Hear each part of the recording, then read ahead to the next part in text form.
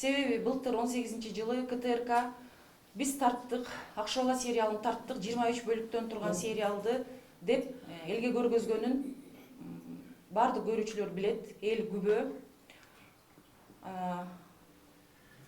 Бирок ал сериалга мамлекеттин эсебинен бир да сом бөлүнгөн эмес. Ал башынан эле рекламанын эсебинен деп тартылган.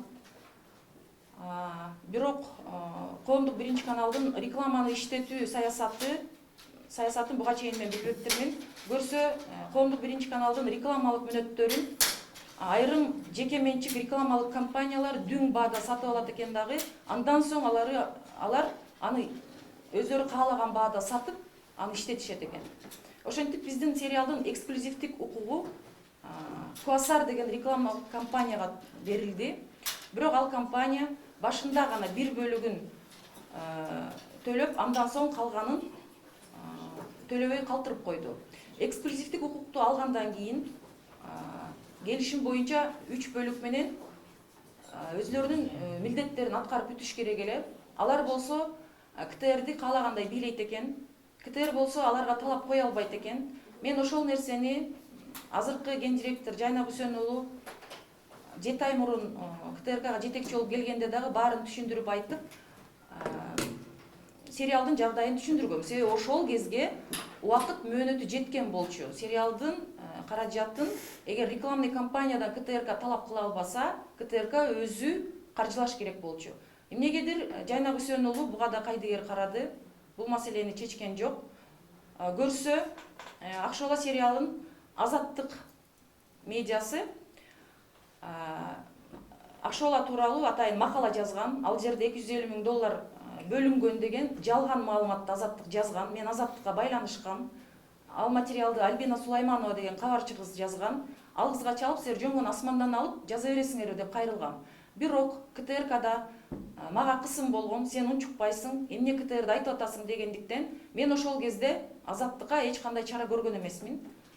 Мен болгону гана ушул каражаттар төлөнгөндөн кийин Азаттык жооп бериш керек, себеби бул жалган деген нерсе менде бар болчу. Мен эми бүгүнкү айта турган нерсем эң негизгиси, Жайнак Үсен уулу ушу 7 ай ичинде дагы ушу Манаска дагы, маданиятка дагы болгон өзүнүн жүзүн көргөздү. Сериалга кайдыгерлик мамиле кылды. Мен тиешелүү жерлерге кайрылганда ого бетер кысым күчөдү. Жана атай иликтөө жүргүзүп, өзү жеке мага атай бирөөлөрдү жиберип, Азаттыкта жазылган маалыматтарга ишеништи. Мен ошон үчүн Азаттыкты сотко берем. Алар ушундай жалган, калп маалымат жазган үчүн жооп бериш керек. Ошондон кийин мен баарын далилдегенден кийин Жайнак Үсен уулу анан эмне дээрин аны дагы көрөбүз. Ар бир адам өзүнүн абийирине камчы чаап иш кылыш керек деп ойлойм мен. Негизи биз маданият өссүн, маданияттын фанатыбыз. Же ошол биздин ата мекендик маданият тармагындагы өндүрүш өнүксүн. Биздин мыкты таланттуу актерлордун жүзү менен көрөлүк деген аракетибиздин баарын Азаттык мына ушинтип текке кетирди. Ошо бир мекеменин ичинде же кайсы бир мындай топтун ичинде ар кандай кайчы пикирлерди жаратканга абдан чоң бир салым кошушту.